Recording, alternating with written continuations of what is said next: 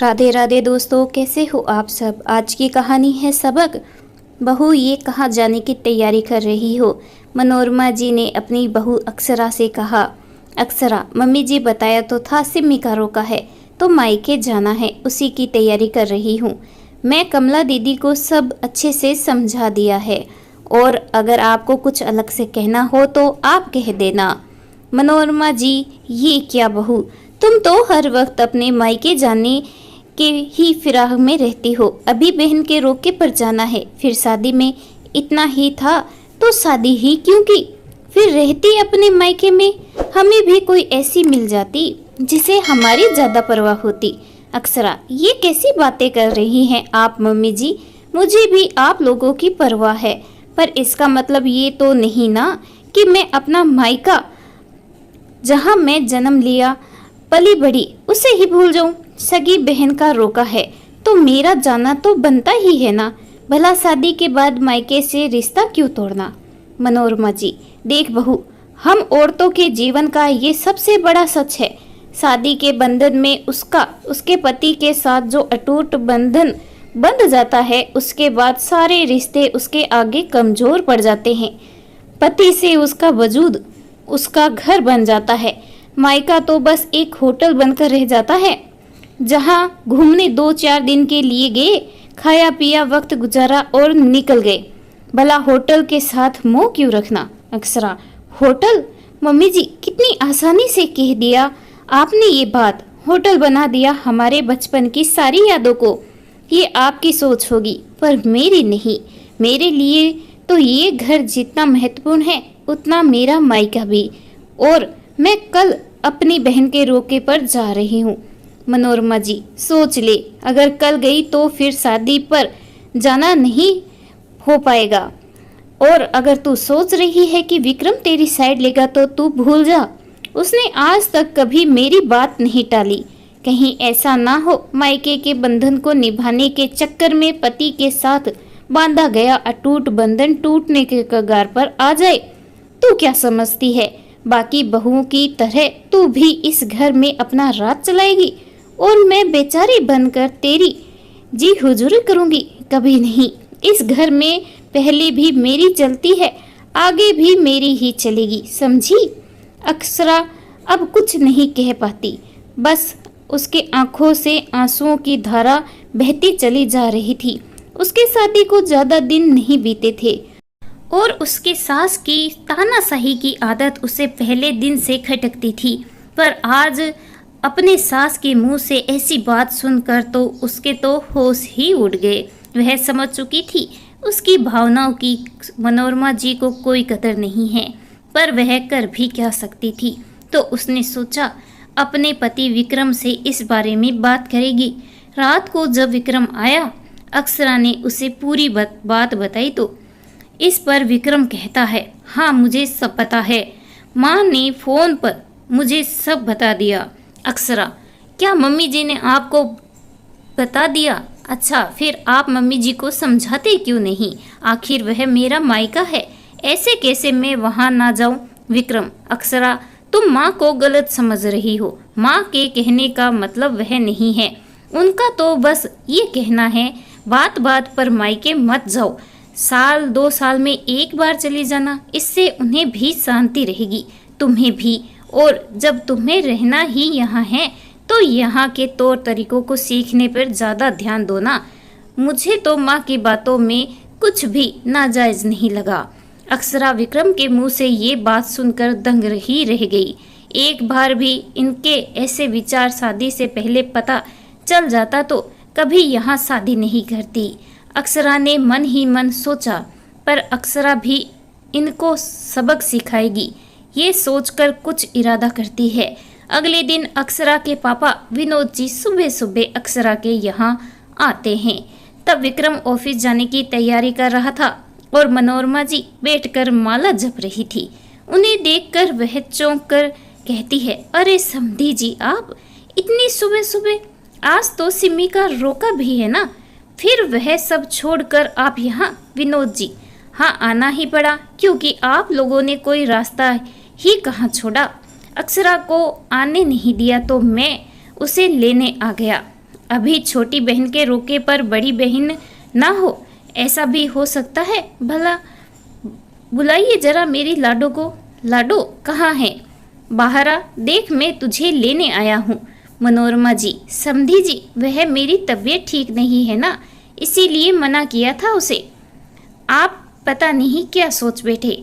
अब तक अक्सरा कमरे से एक बड़ा सूटकेस लेकर बाहर आती है, जिसे देख माँ बेटे दोनों हैरान होकर पूछते हैं, तुम जा रही हो?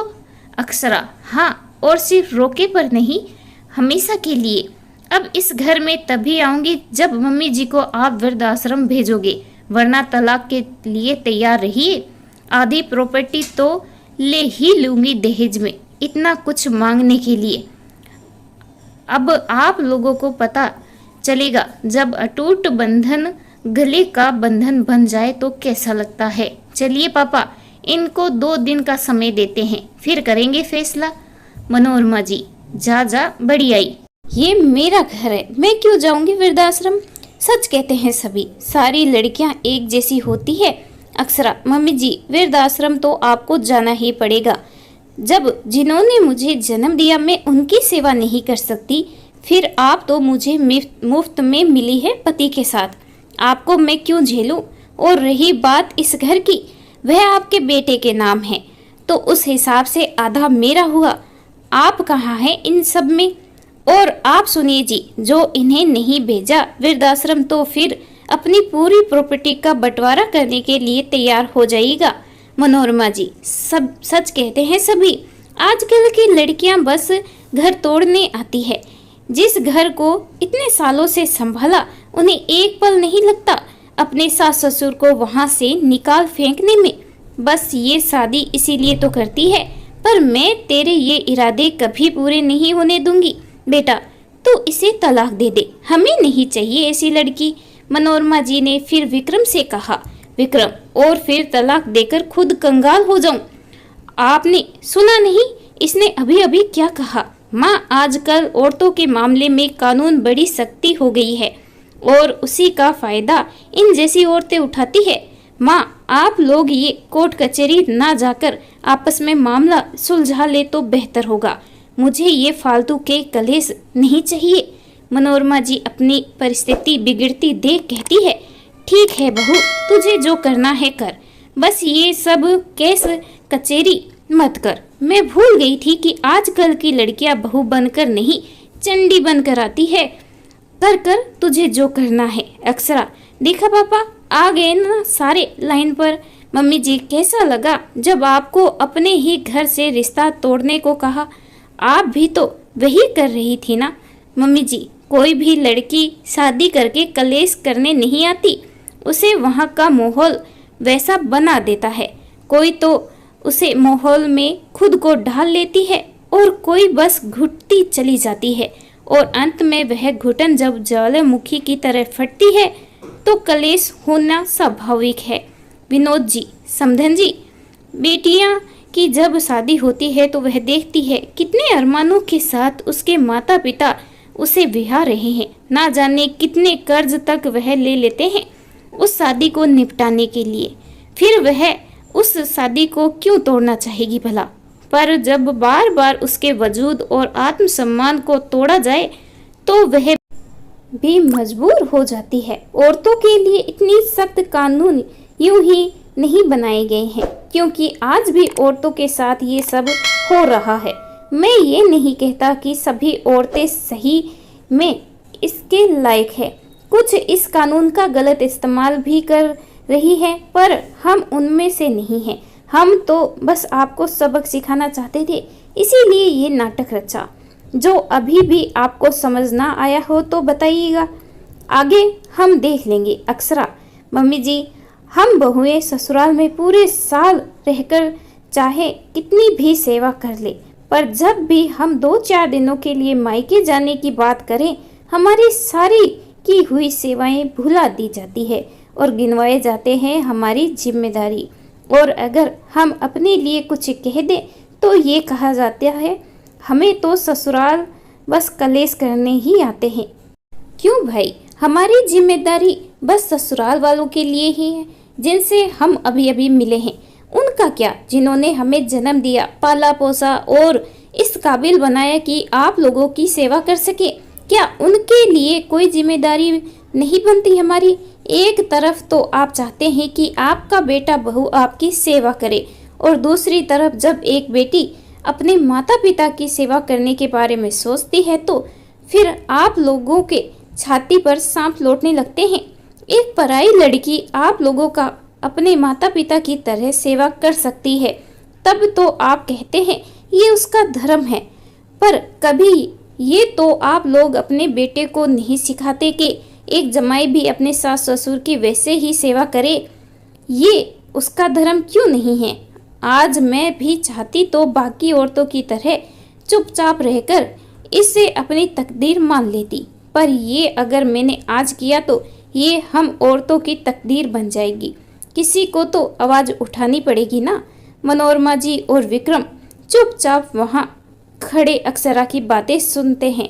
उनकी नज़रें भी नीची थी, पर शायद बदलाव आया या नहीं ये कहना जरा मुश्किल है। पर अक्षरा ने भी ठान रखा था कि आगे उसे क्या करना है।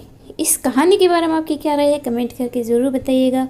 कहानी अच्छी लगे तो please like share and subscribe करना बिल्कुल ना भूलें। कहानी सुनने के लिए आपका बहुत बहुत धन्यवाद।